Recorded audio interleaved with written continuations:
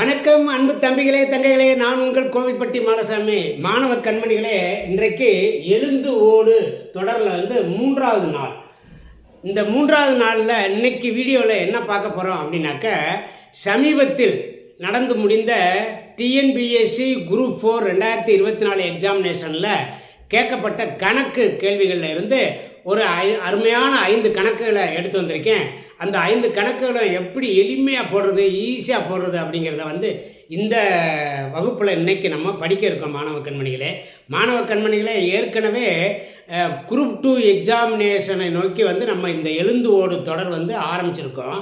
Group 2 examination September மாதம் 13ஆம் தேதி நடக்க இருக்கிறது. இன்னும் ஒரு 75-80 நாட்களுக்கு உள்ளதாக இருக்க, அந்த 80 நாட்களுக்குள்ளதாக கணக்குகள் 25 கணக்குகளில் 25க்கு 25 எடுப்பது எப்படி அப்படிங்கிற முறையில் நம்மளுடைய பாடத்திட்டம் போய்கிட்டு இருக்கோம். அதே சமயத்தில் தமிழ், ஜிஎஸ் இது ரெண்டையுமே இன்னும் ஒரு வாரம் 10 நாள் கழித்து மிக தெளிவான முறையில் நல்ல முறையாக உங்களுக்கு சொல்லித்தரணும் அப்படின்னு சொல்லி சில பிளான்லாம் நான் வச்சுருக்கிறேன். அதனால் மாணவ கண்மணிகள் அருண் அகாடமியை ஃபாலோ பண்ணுறவங்க தொய்வடையாதீங்க. அருண் அகாடமியில் வர்ற வீடியோக்களை அப்பப்போ பார்த்துக்கிட்டே மட்டும் இருங்க போதும். மாணவ கண்மணிகளே, இன்றைக்கு பாடத்தில் அந்த டிஎன்பிஎஸ்சி குரூப் 4 2024 கேட்ட கேள்வியிலிருந்து ஒரு 5 வினாக்களை எடுத்து வந்திருக்கேன். முதல் வினாவை பார்ப்போம். ஒருவர் ரூபாய் 12,000-ஐ 5% கூட்டு வட்டி விகிதத்தில் 2 ஆண்டுகளுக்கு நிரந்தர வைப்பு திட்டத்தில் செலுத்துகிறார். நிரந்தர வைப்பு முதிர்வு தொகையாக அவர் எவ்வளவு பெறுவார்? ரொம்ப அருமையான கணக்கு, ரொம்ப எளிதான கணக்கு, ஈஸியான கணக்கு. மாணவ கண்மணிகளே, பொதுவாகவே டிஎன்பிஎஸ்சி தேர்வுகளில் தனி வட்டி கூட்டு வட்டியில் 4 கணக்கு, குறைந்தது 3 கணக்கு வந்துடும். மாணவ கண்மணி, இது ஒரு சாதாரணமான கூட்டு வட்டி கணக்கு. இந்த கணக்கை போடுறது எப்படி அப்படின்னு சொல்லி இப்போ நான் ரொம்ப தெளிவாக சொல்லித்தரேன், கவனிங்க. அதாவது இதில் கொடுக்கப்பட்டதில் பி பிரின்சிபல் அசல் எவ்வளவு அப்படின்னாக்க ரூபாய் 12,000. ஓகேவா? கொடுக்கப்பட்டதெல்லாம் முதல்ல நம்ம எழுதிக்கணும். இப்போ ரேட் ஆஃப் இன்ட்ரெஸ்ட்டு 5%. ஆண்டுகள் நம்பர் ஆஃப் இயர்ஸ் எத்தனை அப்படின்னாக்க எண் 2 ஆண்டுகள். இது 3 கொடுத்துருக்காங்க. முதிர்வு தொகை எவ்வளவு அப்படின்னு கேட்டிருக்காங்க. 2 ஆண்டுகள். இதற்கு நான் நம்மளோட வீடியோவில் 3 வகையாக நீங்கள் இதை செய்யலாம் அப்படின்னு சொல்லி கொடுத்துருக்கேன். நம்ம இப்போ ஒரே ஒரு ஷார்ட்கட் மெத்தட் மட்டும் எடுத்துக்கிட்டு அந்த ஷார்ட்கட் மெத்தடில் எப்படி செய்கிறது அப்படின்னு ரொம்ப எளிமையாக சொல்லித்தரேன், கவனிங்க. கூட்டு வட்டி கண்டுபிடிக்கணும் அப்படின்னாக்க முதல்ல தொகையை எழுதிக்கணும். 12,000 பெருக்கல் இந்த 5% இருக்கு பாருங்க, இதை 100 கூட கூட்டிக்கிட்டு 105 அப்படின்னு போட்டுக்கணும், பை 100ன்னு போட்டுக்கணும். இது 1 வருஷத்துக்கு. எத்தனை வருடங்களுக்கு கேட்டிருக்காங்க? 2 வருடங்களுக்கு கேட்டிருக்காங்க. அப்போ 2 தடவை இதை போட்டுக்கணும். அவ்வளோதான், கணக்கே முடிஞ்சு போச்சு. இதை சிம்பிளிஃபை பண்ண யாருக்கெல்லாம் தெரியுமோ அவங்களுக்கெல்லாம் அந்த மதிப்பெண் எளிதாக கிடைச்சிடும். இப்போ பாருங்கள், 1 2 3 0 அடிச்சிருவோம். அடிச்சாச்சா? இப்போ பாருங்கள், இந்த 12 6 12ன்னு அடிச்சிடுறேன். இதை 5 10ன்னு அடிச்சிடுறேன். 5 5 21 5 105. ரைட், இவ்வளோதான். இப்போ இங்கே பாருங்கள், 6 பெருக்கல் 105 பெருக்கல் 21, இதுதான் இதுக்கான விடை. இப்போ நம்ம இந்த பெருக்களை எப்படி வேணாலும் மாற்றி மாற்றி பெருக்கலாம். இப்போ முதல்ல 105 6ஆல் பெருக்கிடுவோம். 6ஆல் பெருக்கணும்னா 6 5 30, 1 6 6 630. இந்த 630 21ஆல் பெருக்கிடுவோம். 21 630 பெருக்கிடுவோம். பெருக்குன்னா இந்த சைவர் அப்படியே போட்டு 3க்கு 3 3 2 6 1 6 6 சைவர். இது இந்த சைவர் தனியாக இருக்குது. இது இதை பெருக்குனது இங்கேருந்து. இப்போ 1 6 6னா 6 இங்கே போடணும். 6 6 12. இது மட்டும் தெரிஞ்சால் போதும். இது மட்டும் தெரிஞ்சால் சைவர் 3 6 6 12க்கு 2 மிச்சம் 1 13. புரியுதுங்களா? சில பேர் இந்த பெருக்கல்ல ரொம்ப கடினப்பட்டீங்கன்னா இங்கே வருது 630 மேலே போட்டுக்கோங்க. 630 மேலே போட்டு கீழே 21 போட்டு இப்படி பெருக்கிங்க. 1 0 0 1 3 3 1 6 6 2 0 0 2 3 6 2 6 12 இப்படி கூட பெருக்கிட்டுங்க. 0 3 6 6 12க்கு 2 மிச்சம் 1 13. 13,230 ரூபாய். இது வந்து மொத்த தொகை. கேள்வி என்ன கேட்டிருக்கு பாருங்க, நிரந்தர வைப்பு முதிர்வு தொகையாக அவர் எவ்வளவு பெறுவார் அப்படின்னு கேட்டிருக்கு. எவ்வளவு பெறுவார்? மொத்த தொகை, வட்டியும் முதலும் சேர்ந்து. இந்த மாதிரி நம்ம போடுற ஷார்ட்கட்டில் போட்டால் வட்டியும் முதல்ல சேர்ந்தே வந்துடும். 13,230. இந்த விடை சரி, சி விடை சரி. கவனிங்க, அடுத்த கணக்கு. ஒரு கித்தானை கொண்டு 700 சென்டிமீட்டர் ஆரமும் 24 மீட்டர் உயரமும் உடைய ஒரு கூம்பு வடிவ கூடாரம் உருவாக்கப்படுகிறது. செவ்வக வடிவ கித்தானின் அகலம் 4 மீட்டர் எனில் அதன் நீளத்தை காண்க. ரொம்ப அருமையான கணக்கு. மென்சுரேஷன் பகுதியில், அளவியல் பகுதியிலிருந்து கேட்டிருக்காங்க. இது வந்து இந்த கணக்கை எப்படி செய்கிறது அப்படிங்கிறது ரொம்ப எளிமையாக ஈஸியாக சொல்லித்தரேன், கவனிங்க. இப்போ ஒரு கித்தான் துணினா, இந்த சர்க்கஸ் கூடாரம்லாம் போட்டாங்கன்னா ரொம்ப முரட்டு துணியில் வச்சு போடுவாங்க, அதுதான் கித்தான் துணி. அந்த துணி வந்து செவ்வக வடிவத்தில் இருக்குது. செவ்வக வடிவம்னாலே நீளம் அகலம் இருக்கணும் அப்படின்னு சொல்லி உங்களுக்கு வரணும். அதை வந்து ஒரு கூம்பு வடிவ கூடாரமாக செய்கிறாங்க. இங்கே பாருங்களேன், இந்த பாருங்க, கூம்பு வடிவ கூடாரம்னா இப்படி இருக்கும். இதுதான் கூடாரம், இந்த மாதிரி இருக்கும். இந்த கீழே வந்து இது வந்து தரைப்பகுதி, இது வந்து தரைப்பகுதி. இதுதான் இப்படித்தான் இந்த கூடார பகுதி இருக்கும், புரியுதுங்களா? இது வந்து கூம்பு. இதில் இங்கே பாருங்கள் எப்படி இந்த கூம்பு அமைஞ்சிருக்குன்னா, 700 சென்டிமீட்டர் ஆரமும் இந்த இருப்பாருங்க. இது வந்து இந்த அடிப்பகுதி, இந்த பகுதி வந்து நான் வரைஞ்சது படத்துக்காக சின்னதாக வரைஞ்சிருக்கேன், பெருசாக இருக்கும். 24 மீட்டர் உயரமும் இருக்குது. இப்படி இதை இந்த இருப்பாருங்க, இந்த படத்தை கெஸ் பண்ணிக்கோங்க. இது வந்து 700 சென்டிமீட்டர். இது வந்து 24, இந்த இருப்பாருங்க, இந்த அளவு வந்து 24 மீட்டர். இது புரியுதுங்களா? Right, okay. இப்போ கவனிங்க, இப்போ வந்து இந்த கூம்பு இருப்பாருங்க, கூம்பு வடிவ இந்த கூம்பில் வந்து என்னென்ன கொடுத்துருக்காங்கன்னா, ஆரம் கொடுத்துருக்காங்க. ஆரம் வந்து 700 சென்டிமீட்டர்னு கொடுத்துருக்காங்க. உயரம் கொடுத்துருக்காங்க. உயரம் வந்து 24 மீட்டர்னு கொடுத்துருக்காங்க. இதை இந்த இந்த செவ்வகம் இருப்பாருங்க, செவ்வக வடிவ கித்தான், அதில் வந்து என்ன கொடுத்துருக்காங்கன்னா அகலம் கொடுத்துருக்காங்க. அந்த செவ்வக வடிவத்து கித்தான் இருக்கு பார்த்தியா, செவ்வக வடிவ, அதனுடைய அகலம் கொடுத்துருக்காங்க. அகலம் எவ்வளவு? 4 மீட்டர். இதெல்லாம் வந்து எழுதிக்கணும். Right, okay. இப்போ நம்ம என்ன பண்ண போகிறோம் அப்படின்னாக்க, நல்லா கவனிங்க. கூம்பு வந்து ஆரம் வந்து 700 சென்டிமீட்டராக இருக்குது, உயரம் வந்து 24 மீட்டர்னு இருக்குது. ஒன்று 2 அளவும் சென்டிமீட்டராக இருக்கணும், அல்லது 2 அளவுமே வந்து மீட்டராக இருக்கணும். இதை மீட்டருக்கு முதல் மாற்றிக்கிடுவோம். இதை வந்து மீட்டருக்கு மாற்றினோம்னா 7 மீட்டர்னு வந்துடும்.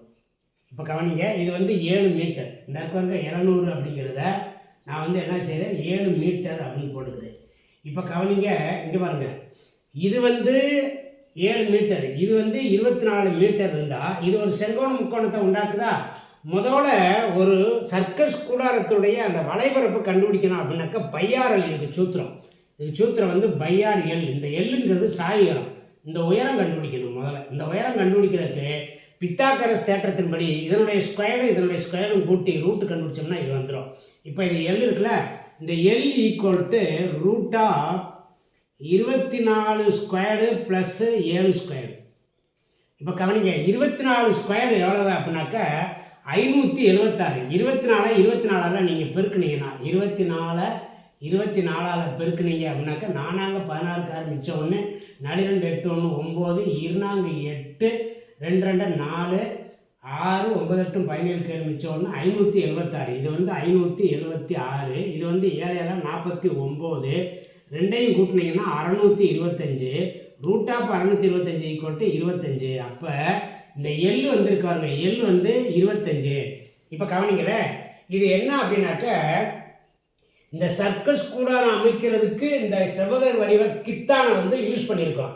அப்போ கித்தானோட பரப்பளவும் இந்த சர்க்கஸ் கூடாரத்தினுடைய வலைபரப்பளவும் ஈக்குவல். இங்கே பாருங்கள், இங்கே கவனிங்க, கூடாரம் இருக்குது பார்த்தீங்களா, அதாவது கூம்பு வடிவ கூடாரம், அதனுடைய வளைபரப்பு ஈக்குவல் டு செவ்வக வடிவத்தினுடைய பரப்பளவு, செவ்வகத்தினுடைய பரப்பளவுக்கு சமம். இப்போ பாருங்கள், உங்களுக்கு ஈஸியாக போட்டு தரேன் பாருங்கள். பை RL ஈக்குவல் டு இந்த செவ்வக வடிவத்துக்கு என்னது LB, நீளம் இன்ட்டு அகலம். இப்போ இதில் இங்கே வந்து பிரதியில் போகிறேன். இங்கே பாருங்கள் 22/7 இன்ட்டு ஆர் எவ்வளவு 7 மீட்டர், ஆர் எவ்வளவு 7 மீட்டர் இன்ட்டு எல் எவ்வளவு சாய் வரும் 25 மீட்டர், எல்லாமே மீட்ரு தான். இது ஈக்குவல் டு எள்ளு தான் கேட்டிருக்காங்க, எள்ளு தெரியல, பி கொடுத்துருக்காங்க, பி வந்து 4, அப்போ பெருக்கல் 4.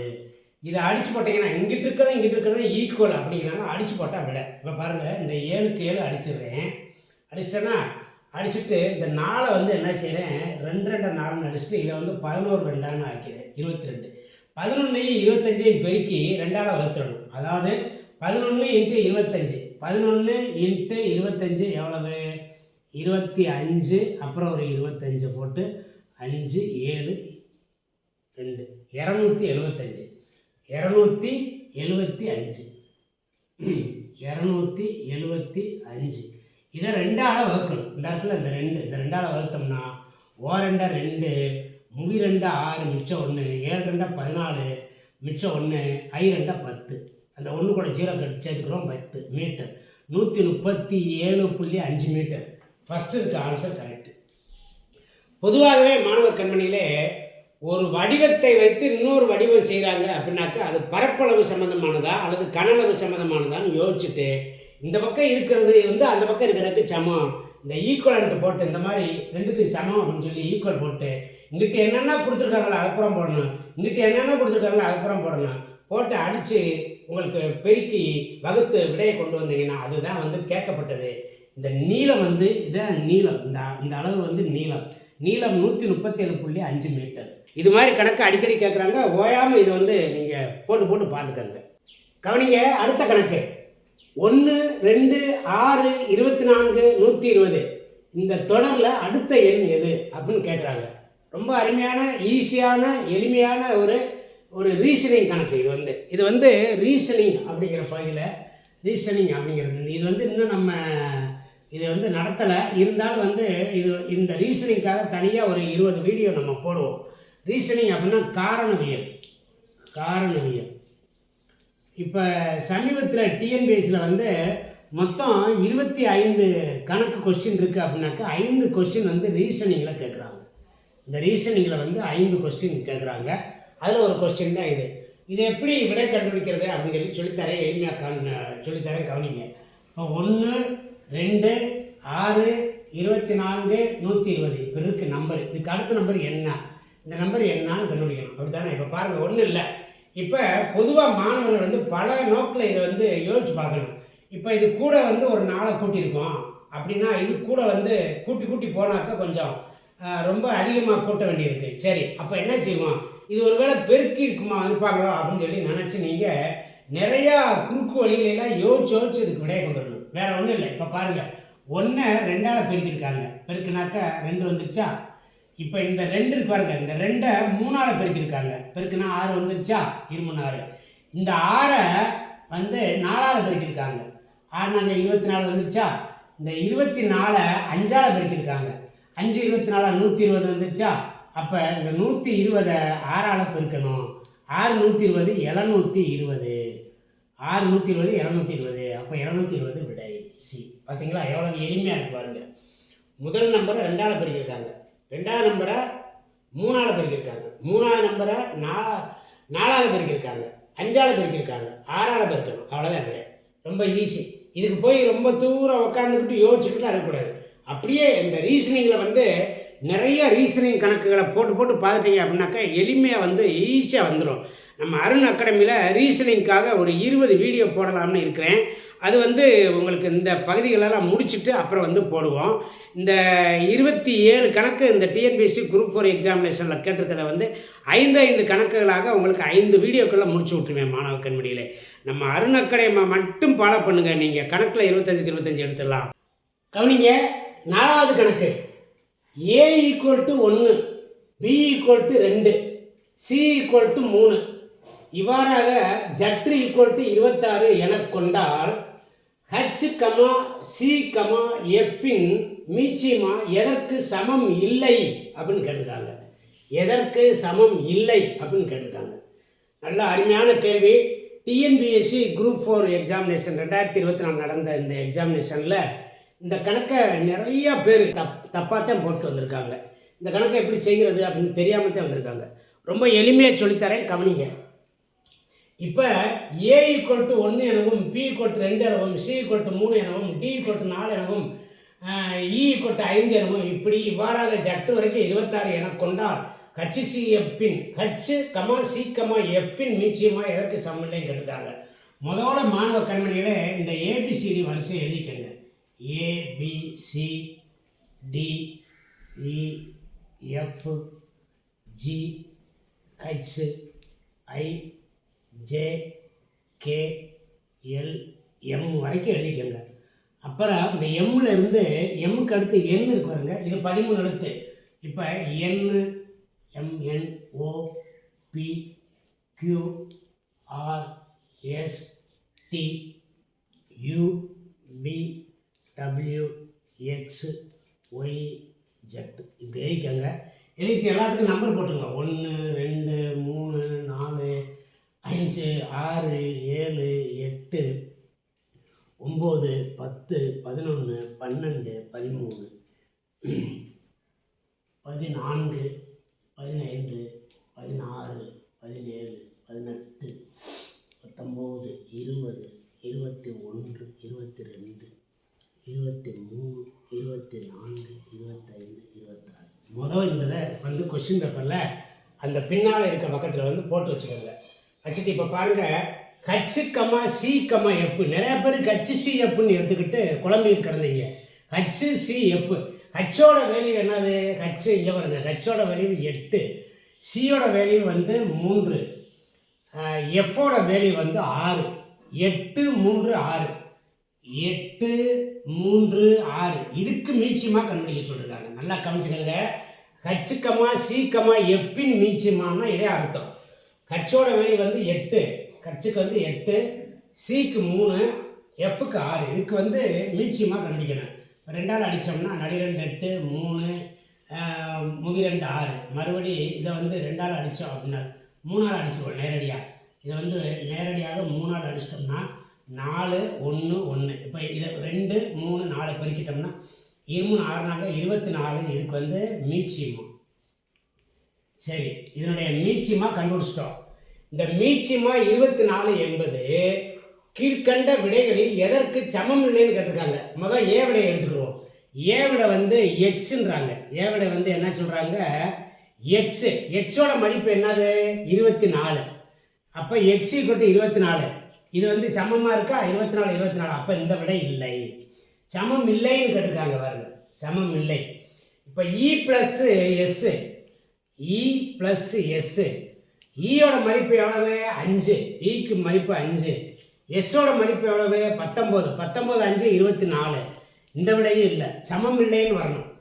இப்போ A + C + H, A + C + H, ஏயோட மதிப்பு 1, சியோட மதிப்பு 3, 1 + 3.